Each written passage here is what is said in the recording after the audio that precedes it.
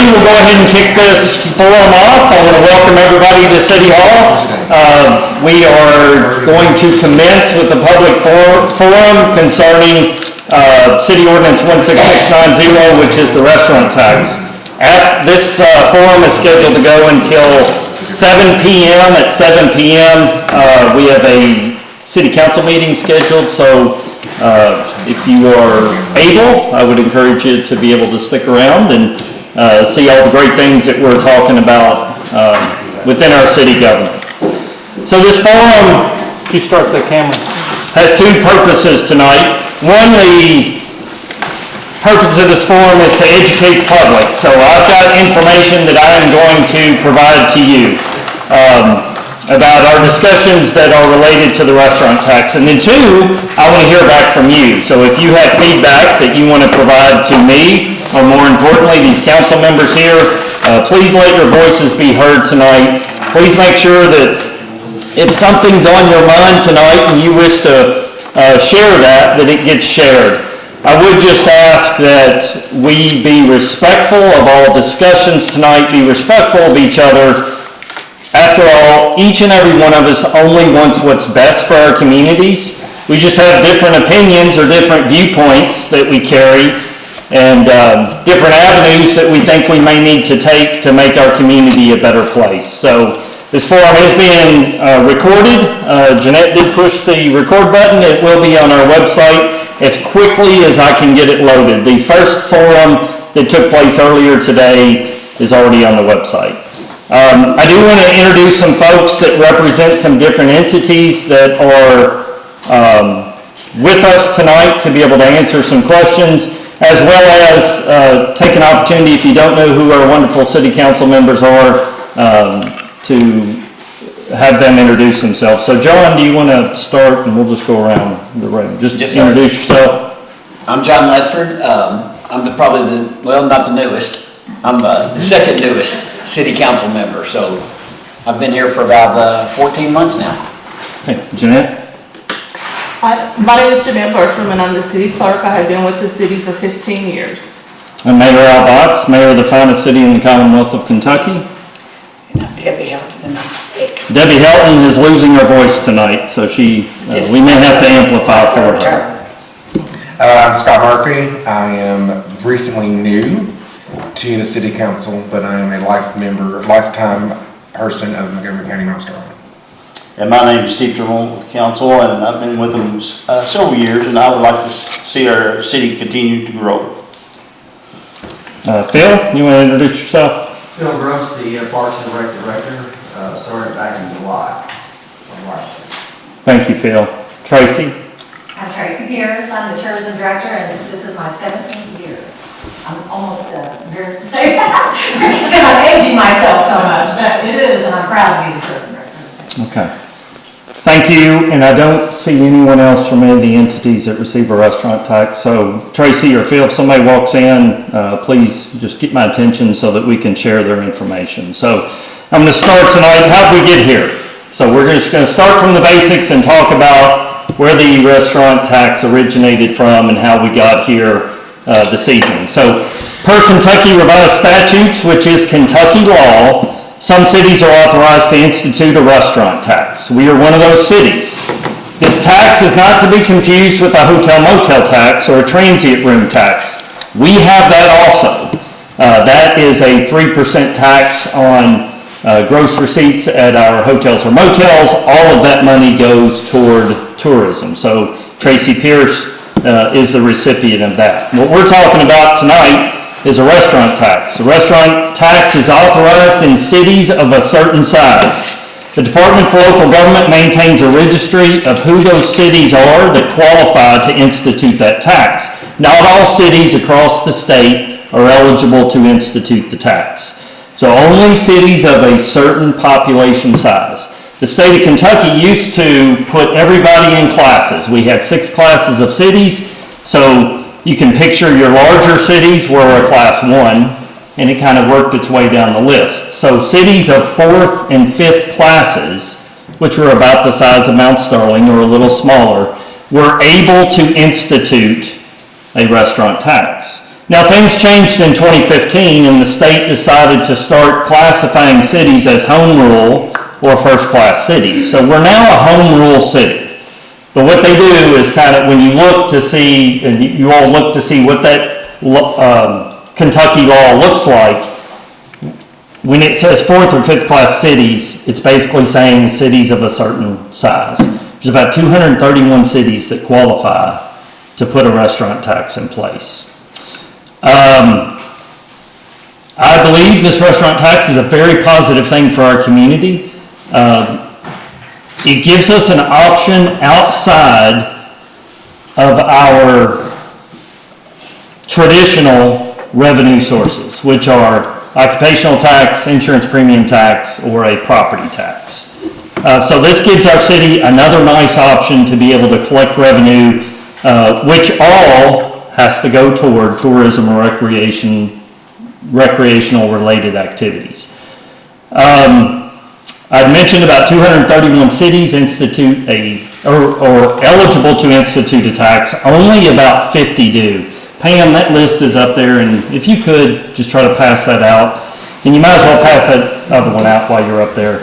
If we need to make copies, please do so. Thank you, Pam. So, one of these handouts has the 50 cities across the Commonwealth that institute a restaurant tax. Of those 50 cities, 37 of those institute the max that can be levied with that tax. So the state law says you can institute up to 3%. We're at 2%, okay? So of the 50 cities who can put that tax in place and have, 37 of them collect 3%. So the statewide average, if you averaged up all 50 cities, it's about 2.7% average for the restaurant tax. And I would say again, all that revenue that's collected has to go toward tourism or recreational activities. So Ordinance 16690 was passed by the City of Mount Sterling on May 15th, 1990. It went into effect on July 1st, 1990. It instituted that 2% tax that I talked about on gross retail sales of restaurants doing business within the city limits of Mount Sterling. I would note that this also applies to mobile food trucks and caterers. Now, I want you all to, I'm kind of breaking it down, just if you're not familiar with what that tax looks like, visualize this. It's 2 cents on every dollar that would be spent in a restaurant or on prepared foods. So, an example, some of our grocery stores have delis and they have to-go trays or something that's pre-prepared. So that could qualify for that 2% restaurant tax. Beans off of a shelf or a box of rice is not included in a restaurant tax. So it's only prepared foods, whether you sit down and eat those, whether you get them through a to-go window, whether you walk in and get them and take them out, or like I said, the food trucks or the caterers, all within the city limits, not outside the city limits. So you may be asking, well, why only inside the city limits? Well, one, because it's a city ordinance, so only we can put that ordinance in place to affect those restaurants within our jurisdiction. But the county cannot institute a restaurant tax. So that's why when you see these discussions and you say, well, why do the restaurants in the city have to pay it, but why do a restaurant, let's say at the 113 exit, not have to pay it?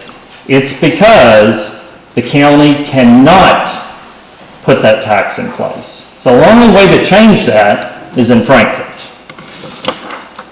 On that, I'd mention 2% or 2 cents on every dollar. If you just kind of break this down, $1 that you spend in a restaurant would be 2 cents.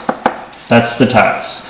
For every $10 you spend in a restaurant, you go in, put your $10 down, that's 20 cents.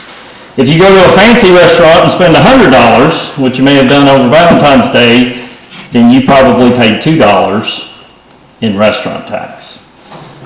So the tax is often called a usage tax or a consumption tax.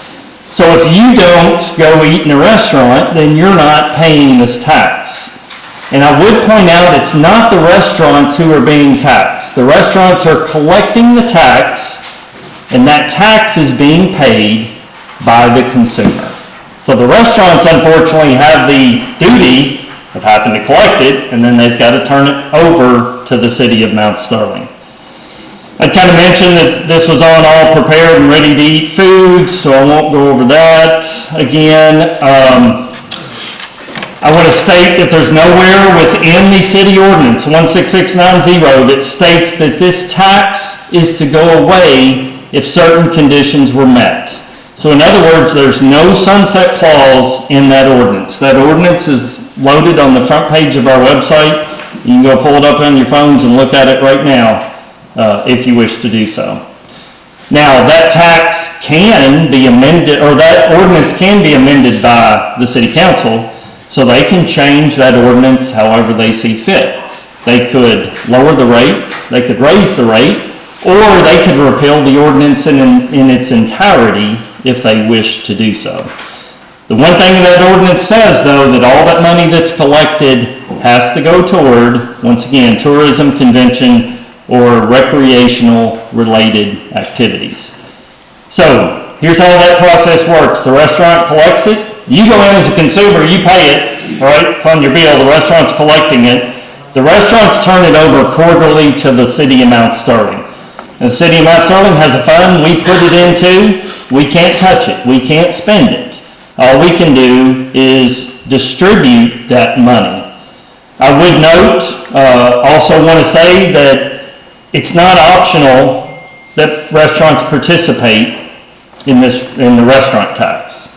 Per ordinance, if you're a restaurant, or if you make prepared foods, you have to collect that restaurant tax and turn it over.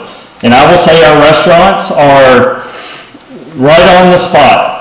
We rarely have an issue where a restaurant does not collect and turn it over in a very, very timely manner. I would just say, what do you think, 99% of the time, they're spot on, collected. They've been great community partners and really work well with us. And if a restaurant doesn't pay it, then we work with them to help get them back, to where they should be.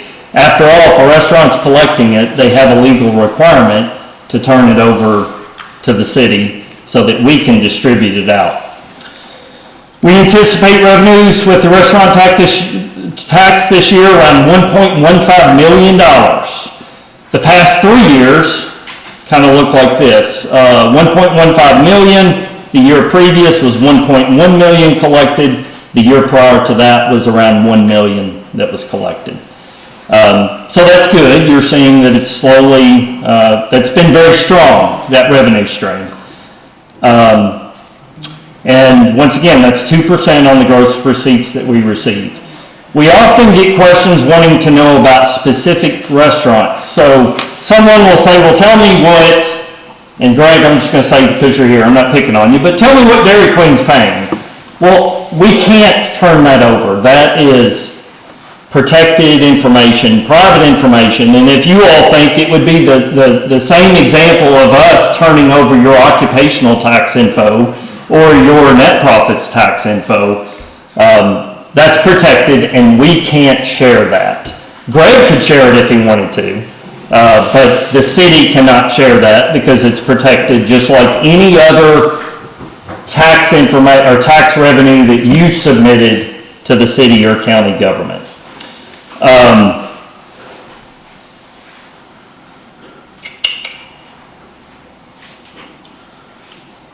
So a current breakdown of what each entity gets, just to give you a good visualization of where that money's going. Of that 1.15 million that we anticipate to collect this year, Parks and Rec would receive about $1,080,000. Tourism would receive $30,000. The Gateway Regional Arts Center would receive $15,000. The airport, $15,000. And the Historical Society would receive about $10,000 to help run the museum there. If you wanted to know what those percentages look like, that's about 94% to Parks and Rec, Tourism 2.5%, the Gateway Regional Arts Center 1.25%, Airport 1.25%, and the Historical Society about 1%. Those kind of rounding numbers there. Those percentages of what they receive are all historical, and they predate my term in office. So I used the example before, or this morning in the forum. It's kind of like if something's not broke, you don't try to fix it. So those numbers have worked for all those entities, and we've continued to do that. We've experimented a couple of years that if the restaurant tax met certain benchmarks, the city would go into its general fund and try to provide everybody a little bonus. That encourages everybody to try to work toward getting more people in the restaurants. So we've kind of played with those numbers, but those numbers kind of feel good right now. Now, I would argue that Tracy Pierce would probably like to see a little bit more money in tourism. The Historical Society would love to see a little bit more themselves. So those are not hard and fast numbers of what people are receiving. That's just what they're currently receiving right now. The common denominator, like I've said with all that, is that all of those entities that receive that money are providing a recreational or tourism-related activity in this community. Parks and Rec, which thank you, Phil, for coming tonight, the directors here, has identified to the city and county governments alone $5.2 million in projects. $5.2 million in projects. Now, you can argue whether those are wants or needs, right? Phil, I won't put you on the spot, but there's a lot of projects on that list, and I will just, if I may, I'm just going to read some of these off because that question came up today and said, well, what are some of these? Thank you, Debbie, I got it. So, renovating the tennis courts, pickleball courts at Easy Walker Park, $450,000.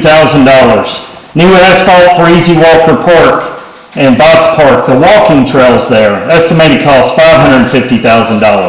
Dog park replacement to the Mound Park with new fencing, estimated cost $20,000. New restrooms at Easy Walker Park, $225,000. That's near the tennis court, softball field, playground. Adding a restroom at the entrance where the inclusive playground is, estimated cost $100,000. Add one restroom to the Mound, estimated cost $100,000. All-inclusive playground installed at the Mound, estimated cost $200,000. Clean out the pond and dredge that at Easy Walker Park, $40,000. New benches, picnic tables, grills, trash cans at all the park, estimated cost $50,000. Update baseball and soccer concessions, estimated cost $100,000. Parking lot reconstruction. If you've been out to Easy Walker Park, you know we've got some drainage issues out there, some curbs that need fixed, those type things. Fix those entrances up, estimated cost $450,000. Resurface basketball, pickleball courts at the Mound, estimated cost $50,000. Air conditioning units at the Aquatic Center concession stand replaced, estimated cost $18,000. Paint and fix drywall and pool concessions due to air conditioning that's leaking, $3,500. Splash pad at Botts Park or the Mound. That's a want, right? That's a want, okay. Estimated cost $325,000. Replacing 2 scoreboards at Easy Walker Park, estimated cost $20,000. A big one on the list is redoing all the infields for baseball and softball and replacing with synthetic turf. That's a want. Also fixing the drainage and fencing, estimated cost $2.5 million. That adds up to about $5.2 million. Now, so I only bring this up is because you can argue whatever category you want, are those wants or needs, all right? But in our community, if we want nice things, we've got to figure out how to pay for them. And that's the whole reason we're having this discussion. Is the restaurant tax the right avenue that we need to go down? Do we need to look at property taxes? Do we need to look at occupational taxes? Do we need to look at cutting these all off the list?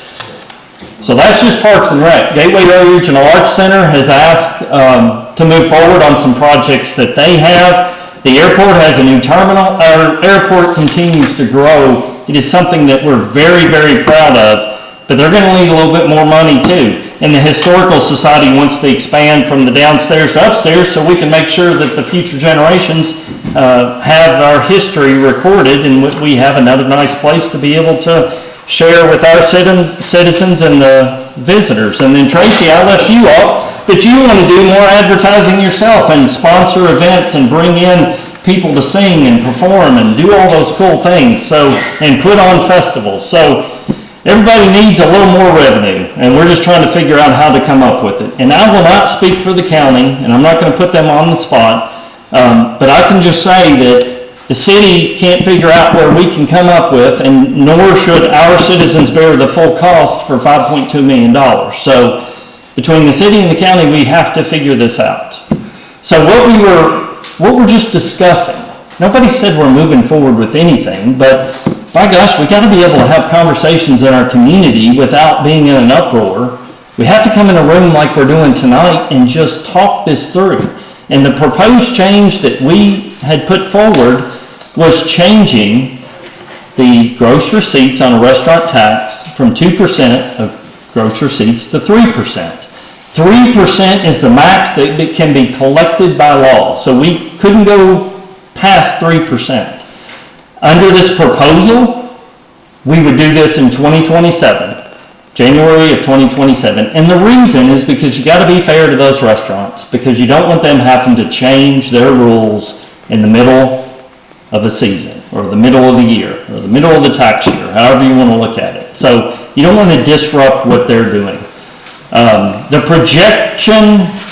The projected increase that we would have if we went from 2% to 3% would be about $575,000 more in revenue. So I just want to say, and thank you all for being very patient. I'm almost done. I went out to eat earlier this week, or it was last week actually, and I got a combo meal for breakfast, and the receipt came to $7.99. It was $7.39 for the meal. It was 45 cents for the state tax. I can't do anything about that. That's 6%. It was 15 cents for the restaurant tax. That's 2%. Under the new rate, it would look like this. The total would be $806. It's still $7.39 for the meal. It's 45 cents for the state tax, but now the restaurant tax being at 3% would be 22 cents. So that's 7 cents difference. And if you look at that, let's just say for a consumer that's out there, over a month, if I did that 10 times, then that's 70 cents. And over the course of a year, if I did that, that's $8.40. We'll round up to $9. Okay? Now that's just me eating out at a breakfast, 10 times a month throughout the course of the year. I eat out a little bit more than that, so it would affect my pocket a little more. Some people eat out a little less, so it would affect them a little less. That's the beauty of a usage or a consumption tax, that basically you're only paying it if you're spending your money there. So I don't take any of this lightly. I've said that this morning. None of us here take this lightly. All we're trying to do is gather your input and feedback, and see if there's any other options that we should be pursuing instead of a restaurant tax. So, I'll use, for example, property tax. If we need to look at that, then that's certainly something that we could take a look at. But I don't believe that's the right route. Tammy, thank you. I don't believe that's the right route, because that's placing all of the responsibility on people who own property in the community. The beauty of a restaurant tax is we're spreading that out not only to our citizens, but to citizens who are from outside of this community. So Pam, did you hand out this Place AI data? I wanted everybody to have this. The council members should have it too. So, and Sheriff, if we didn't get it, we owe you one too. I want you to have this, so you know. But who's eating where? I picked out 5 restaurants that's on this sheet here. 3 of them are fast food, 2 of them are sit down. They're just kind of spread throughout the city limits. Restaurant A had 920,000 visits. These are real numbers, by the way. Let me back up. Where did I get these numbers? Placer AI Technology. So I am 40353 holding this phone. 40353. We subscribe to a service who sells us data. It collects data based on your phones, where you go in the community, and it sells it to, in this case, your local government. So the city, the county, the Parks and Rec, the tourism, and the chamber, we all chipped in so that we could afford this and to be able to get real numbers to share with you in the community. So I am 40353. Just keep that in mind. And all they're doing, they're not tracking Albots, they're tracking I am a phone from 40353. So, Restaurant A, 920,000 visits. Of those were unique visits, 118,000 roughly people. From 40353 zip code was 49.7%. Adding in Jeffersonville being 40337, it was 58.6% of the people who ate in that restaurant, or visited that restaurant, I could say, were from Montgomery County. That's a known. It doesn't include children, unless that child has a phone, right? Just including those that have phones. So that means that everybody outside, or that 41.4% are people who have zip codes on that phone from outside Montgomery County. And that just roughly equates to 49,142 visitors that went into Restaurant A and helped and paid a restaurant tax to help fund our tourism and recreational activities. That's a large number. Let me give you a sit-down restaurant. Restaurant D, 290,000 people, or 290,000 total visits, 109,000 unique visitors. From 40353, 31.5%. Adding in 40337, which is Jeffersonville, that was 37% of the people that ate in that restaurant are from Montgomery County. That means 63% of the people who spent money, ate in that restaurant, are from outside of Montgomery County. That equated to about 68,600 people who spent their money in that restaurant, who paid a restaurant tax, and then that money is flowing to help pay for tourism and recreational activities. If you look down on the next line there, who is using our parks? I've got data on all three of these parks. Mine's a snapshot over a year. Phil has 5-year numbers, but this is snapshot over a past year, or a year time frame. Total visits at Botts Park, 63.9 thousand total visits. Unique visitors, 25,000 people that visited that park, Botts Park there. From 40353, 60.7%, adding in Jeffersonville, it's 68.1%. That means Botts Park, 28.8% of the people that visited Botts Park are from outside of Montgomery County. And that's about 7,200 people. If you look at Easy Walker Park, which those numbers are astounding, about 79.5 thousand visitors to that park. And if you look at the 48% of the people outside of Montgomery County who visited, that's about 38,000 people who enjoyed our park who don't live in Montgomery County. Looking at the mound, and that's relatively new, so those numbers will continue to shake out because we're getting more and more people visit up there. But about 31.3% of the people who utilize the mound are from outside of Montgomery County. That's 2,400 people. I was kind of shocked with those numbers, but also kind of proud as a mayor that we have people in the surrounding counties that see the value of our parks. I mean, we can't get good pool data because there's so many kids that visit the pool. They're not walking around with phones. So it's a little harder to pull the pool data and get good data to share with you there. But the point of all that is we've got a lot of people from outside our community that are using our parks. And while they're in our community, I bet they're eating in our restaurants, and they're helping to pay that restaurant tax, which in turn is funding tourism and recreational activities. On the bottom, there's several talking points, but the one I wanted to point out, where do people spend their money? Of the top 10 restaurant visits, the top 10 restaurants where people visit, in Montgomery County, 9 of those collect a restaurant tax. So those restaurants within the city are the ones that, for the most part, everybody's visiting, and they are collecting that restaurant tax to help pay for nice things within our community. So I've talked a lot, and I'm going to wrap that up, but I just want to give you some data before I open it up to the floor.